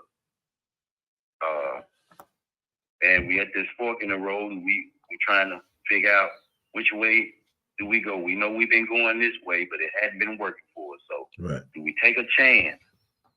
And I think black people in this state are ready to take a chance. I feel it so much in my city that black people are ready to take a chance on themselves because they've seen this story so many times, you know, and they know the outcome. As they say, we've seen this movie, and we know how it ends. I want to thank Sister Ania for calling in, Sister Crystal, Sister Kat. I want to speak to the female aspect and the children that they spoke on. Because Sister Nia said you get the black woman's vote, it's key, you win. And that's true. It made me thought about something when she said that, because most politicians, they play to the church, Democrats, even Republicans. George Bush Jr. played to the church. He played to the black clergy. And the church carry weight. That's where the numbers are. You want to find a group of black people, a bunch of black people, you go to church on Sunday. Or you go to Bible study on Wednesday night. And who's in the church? The black woman. Black men ain't running the church. The black woman in the church. And with her are the children, as Sister Nia spoke about and Sister Crystal. And see, that's very important because we know today the church has been infiltrated by white supremacy. So if white supremacy has the church, then white supremacy has our women and our children too. And as Brother Patrick, Commander Patrick, and Brother President DuvSac, spoke on the female aspect when it comes to our women. We need our women as black men to do this work. We need our black women to trust us, just as every other race of women trust their men when they're moving in a righteous manner. So we definitely need to address the issue of the church because that's, like I said, that's where all our women are. Women carry weight. Can't nothing move, as you said, Brother Patrick. This thing couldn't be moving if it wasn't for Sister Crystal, Sister Cat, and others like them. So we need our women in order to get this thing full of steam rolling. So I'm excited about what's to come. We are promoting the Great Migration to the South and Mississippi in particular. So I'm looking forward to walking with you brothers and sisters through this work for our people. I mean, I've been come to the conclusion some time ago that I came here to do this work, but it was the universe aligning it and the ancestors timing it. Our ancestors timing it with brothers and sisters that were on this call tonight to reassure me that I'm where I'm supposed to be. Yes, sir. I'm where I'm supposed to be. Sir. I'm right where I'm supposed to be.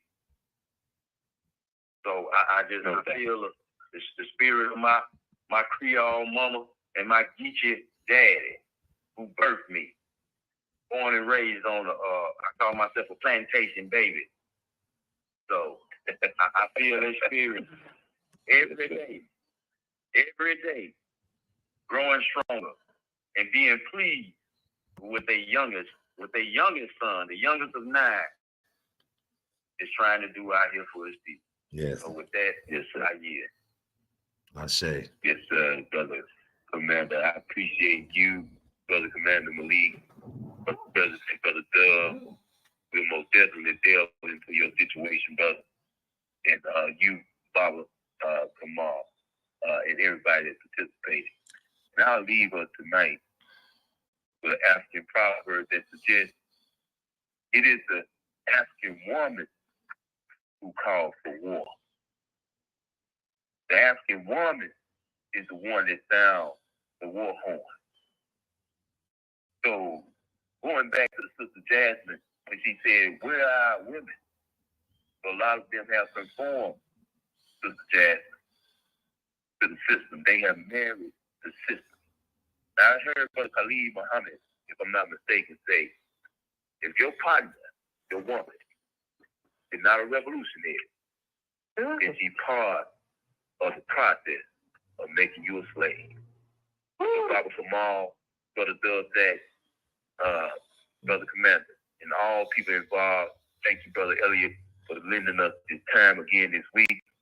And this time next week, 7 o'clock to 9 o'clock, we'll be back with the Black Liberation Movement, the Mississippi on the Move show. So thank y'all for tuning in tonight, and we'll see you next week. Peace and power. I I say. want to let you know that we here for you. We ain't going nowhere. Who was it? That's me, Jasmine. We Oh, Jasmine, okay.